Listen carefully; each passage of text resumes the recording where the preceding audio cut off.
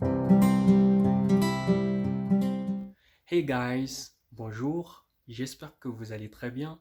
Une fois de plus, soyez les bienvenus à l'école de la vie. Ici, nous sommes là pour s'informer et se former sur différents domaines de la vie.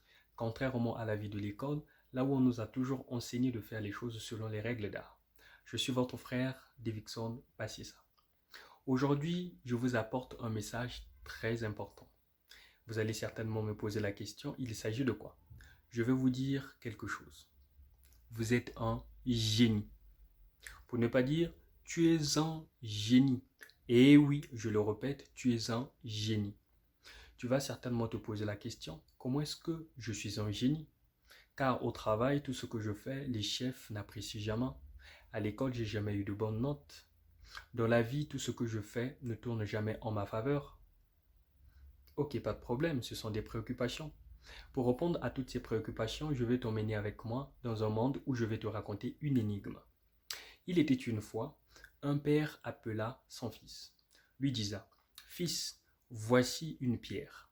Va vendre cette pierre et quand l'acheteur va te poser la question, tu dis rien, tu montes seulement deux doigts. Le fils fit comme l'indiqua son père.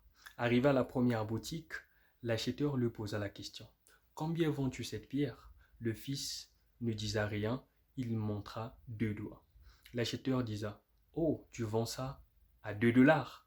Le fils courut directement vers son père et dit à son père, Papa, il veut acheter ceci à 2 $. Son père lui dit, Pas de problème, va dans une deuxième boutique. Au cas où l'acheteur te posait la question, tu dis rien, tu fais la même chose. Le fils parta dans une deuxième boutique. Arrivé, l'acheteur lui pose la question. À combien est vendue cette pierre? Le fils, il dit rien, comme l'avait indiqué son père. Il montra deux doigts. L'acheteur dit, tu vends cela à 20 $. Le fils déçu courut vers son père. Il dit, Papa, il veut acheter ceci à 20 $. Cette fois-ci, son père dit, ok, pas de problème, va dans une boutique où il y a des gens qui achètent des bijoux, où il y a des gens qui taillent le diamant et puis montre-leur cette pierre. Le fils fit comme l'indiqua son père. Arrivé dans cette boutique, l'acheteur, en voyant la pierre, s'exclama, Waouh, où est-ce que tu as trouvé cette pierre? À combien est vendue cette pierre? Le fils, comme l'avait dit son père, il n'a rien dit, il a montré deux doigts.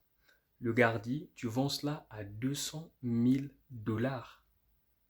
Le fils courut directement vers son père et lui dit, Papa, on veut acheter ceci à 200 000 $. C'est quoi la leçon de l'énigme? Ça veut dire que ce père savait qu'il s'agissait d'une pierre précieuse. Et cette pierre précieuse ne pouvait valoir que devant une personne qui connaît la valeur de cette pierre. C'est comme votre vie.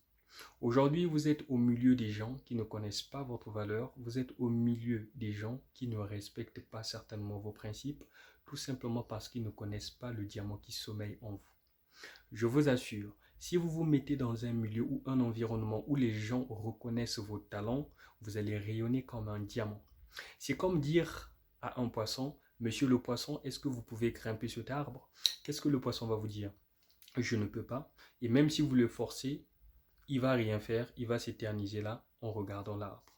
Tout comme si vous appelez l'éléphant, est-ce que tu peux grimper cet arbre? Il va rien faire. C'est comme votre vie.